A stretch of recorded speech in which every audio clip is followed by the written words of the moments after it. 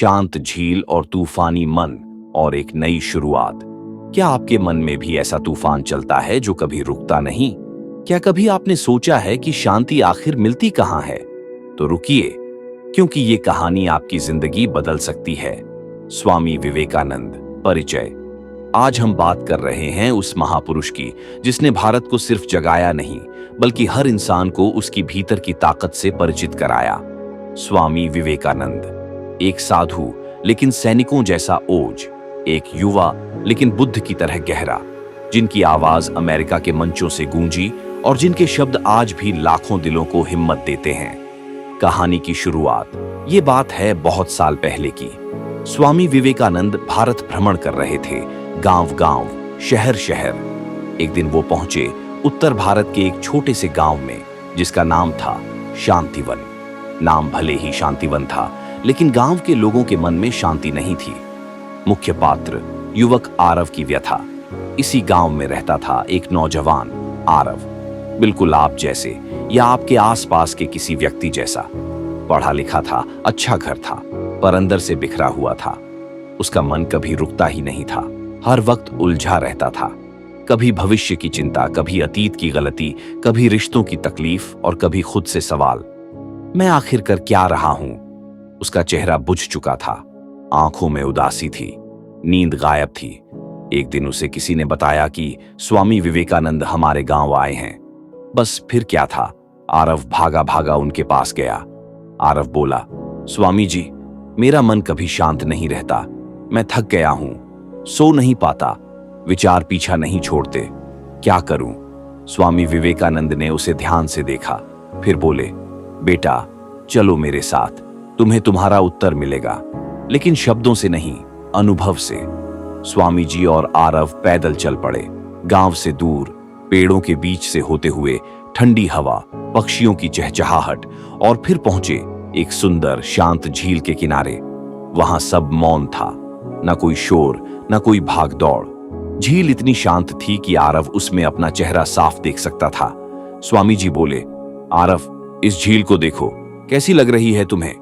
आरव, बहुत शांत, बहुत साफ। स्वामी जी ने मुस्कुराते हुए एक बड़ा पत्थर उठाया और झील में फेंका। छपाक, झील में लहरें उठीं, सब धुंधला हो गया। स्वामी जी ने फिर पूछा, अब क्या दिख रहा है? आरव, कुछ नहीं, सब उलझ गया है। स्वामी जी गंभीर स्वर में, बस बेटा, यही तुम्हारे मन की हालत है। जब कोई चिंता, डर, गुस्सा, जलन, ये विचार मन में आते हैं तो वही होता है जैसे पत्थर झील में फेंका गया हो। प्रतिबिंब टूट जाता है, शांति खो जाती है। आरव, तो क्या मुझे इन विचारों को मारना होगा, रोकना होगा? स्वामी जी, नहीं आरव, ना मारना है, ना रोकना है, बस देखना है। जैसे ये झील थोड़ी देर बाद फिर से शांत हो जाएगी, वैसे ही मन भी शांत होता है अगर हम उसमें पत्थर फेंकना बंद कर दें। मन से लड़ने वाला कभी नहीं जीतता, तू उसे बस देख। जैसे झील खुद शांत हो जाती है, वैसे ही मन भी शांत हो जाएगा जब तू उसे शांत होने देगा। क्या आप भी अपने मन में लगातार पत्थर फेंक रहे हैं? क्या आप भी हर दिन चिंता, गुस्से और डर से खुद को अशांत कर रहे हैं? तो रुकिए, क्योंकि अब शुरू होगी असली यात्रा।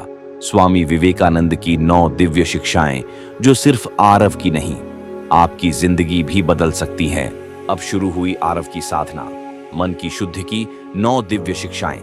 1. ध्यान, मन की झील को निहारो, मत हिलाओ। स्वामी जी ने आरव से कहा, मन को शांत करना है तो पहले उसे देखना सीखो। लड़ना नहीं है, भागना नहीं है, बस देखना है।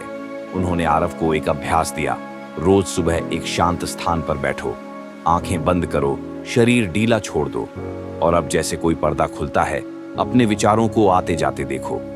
कोई भी विचार आए, मैं असफल हूं, मुझे डर लग रहा है, भविष्य क्या होगा, बस उसे देखो, उसका स्वागत करो, लेकिन उसमें उलझो मत। स्वामी जी ने कहा, विचार समुद्र की लहरों की तरह है और तू किनारे बैठा दर्शक।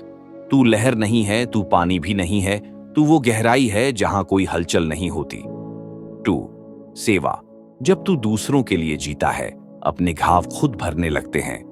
मुझे कोई समझता क्यों नहीं? स्वामी जी ने उसे गांव के अनपढ़ बच्चों के बीच भेजा। बोले, जब तू किसी मासूम को मुस्कुराना सिखाएगा तो तेरा दिल खुद मुस्कुराने लगेगा। सेवा एक जादू है। जब तू किसी भूखे को खाना देता है तो खुद के भीतर के खालीपन को भरता है। जब तू किसी बूढ़े की आंखों में देखता है तेरे सवाल छोटे लगने लगते हैं। सेवा का मूल मंत्र था, दूसरों को हल दे तो खुद की उलझन सुलझने लगती है। 3. आत्मबल। तू शरीर नहीं, तू आत्मा है। अजय, अमर, अडिग आरव अपने बीते कल से शर्मिंदा था, भविष्य को लेकर डरता था। स्वामी जी ने उसके कंधे पर हाथ रखकर कहा, बेटा, तू एक अमूल्य रत्न है, लेकिन तुझे खुद की चमक दिखाई नहीं देती। तू आत्मा है जिसे न तो समय मिटा सकता है, न ही असफलताएं छू सकती हैं। हर सुबह आरव से कहा जाता, आईने में देखो और बोलो, मैं आत्मा हूं, मैं डर नहीं हूं, मैं गलती नहीं हूं, मैं ऊर्जा हूं, मैं प्रकाश हूं। ये दोहराव एक बीज बन गया जो हर दिन आत्मबल के वृक्ष में बदलने लगा। 4. एकाग्रता। बिखरा मन कमजोर होता है, केंद्रित मन विजेता आरव की सबसे बड़ी समस्या थी। उसका मन हर पल इधर उधर दौड़ता था, कभी बचपन की गलती, कभी भविष्य की चिंता, कभी किसी रिश्ते की कसक। स्वामी जी ने उसे सिखाया, मन को एक बिंदु पर टिकाना सीखो, दीपक की लौ को देखो, सांस की गति को महसूस करो। हर बार जब मन भटके प्यार से वापस लाओ। धीरे धीरे आरव ने पाया, उसकी सोच अब तेज हुई, निर्णय स्पष्ट होने लगे, मन तलवार जैसा धारदार हो गया। 5. विचारों को रोको मत, जानो वो तुम्हारे नहीं है। स्वामी जी ने समझाया, विचार एक रेलगाड़ी की तरह है, हर स्टेशन पर रुकेंगे, पर तू हर गाड़ी में चढ़ेगा नहीं। बस खड़ा रह, देखता रह और जाने दे। तू नकारात्मक विचारों से भागेगा तो वो पीछा करेंगे, उन्हें गले लगाएगा तो वे तुम्हारा दम घोंटेंगे, पर अगर सिर्फ देखेगा तो वो खुद बोर होकर चले जाएंगे। आरव अब अपने मन के विचारों को ऐसे देखता जैसे कोई दर्शक नाटक देख रहा हो। 6. सत्संग। मन की मिट्टी को महकाने वाला संग। स्वामी जी ने कहा, हर दिन तेरा मन एक बाग है, उसमें कौन से बीज बो रहा है ये तय कर। आरव को रोज 1 घंटे गीता पढ़ने को कहा गया, रामकृष्ण परमहंस की बातें सुनने को कहा गया और ऐसे साथियों से मिलने को कहा गया जो उसे नीचे नहीं ऊपर उठाए। धीरे धीरे उसके शब्द बदलने लगे, विचार बदलने लगे और अंततः उसका स्वभाव बदल गया। 7. प्रकृति। मौन की सबसे बड़ी गुरु स्वामी जी आरव को हर सुबह झील किनारे ले जाते थे, जहां सिर्फ हवा थी, पत्तियों की सरसराहट थी और एक गहरा मौन था। वहां कोई उपदेश नहीं था, कोई शोर नहीं, फिर भी वहां मन सबसे ज्यादा शांत होता था। स्वामी जी बोले, जिसे तू प्रकृति समझता है वही तेरा सबसे अच्छा मनोवैज्ञानिक है।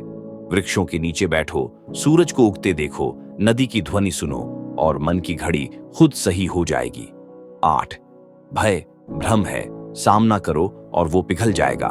आरव को डर लगता था, अगर असफल हुआ तो क्या, अगर लोग हंसे तो क्या। स्वामी जी ने एक दिन कहा, एक कागज लो, उस पर अपना सबसे बड़ा डर लिखो और फिर उसके सामने खड़े होकर बोलो, मैं तुझसे नहीं डरता, तू मेरा भ्रम है। आरव ने अपने डर को देखा और जैसे कोई अंधेरा उजाले में खो जाता है, वैसे ही उसका डर भी धीरे धीरे गायब होने लगा। 9. साक्षी भाव। तू देखने वाला है, तू विचार नहीं है।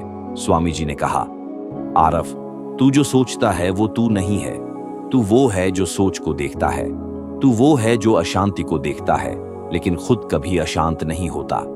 जैसे आकाश बादलों को देखता है पर खुद कभी गीला नहीं होता। आरव अब हर क्षण खुद से जुड़ता था, मैं साक्षी हूं, मैं देख रहा हूं, मैं अडिग हूं। अगर आपको यह कहानी पसंद आई और आप भी अपने मन को जीतना चाहते हैं तो अभी इस चैनल को सब्सक्राइब कीजिए, वीडियो को लाइक करें और कमेंट में बताइए आपका मन किस विचार से सबसे ज्यादा परेशान रहता है। और याद रखिए, मन को शांत करने के लिए बाहर नहीं, भीतर झांकना होता है।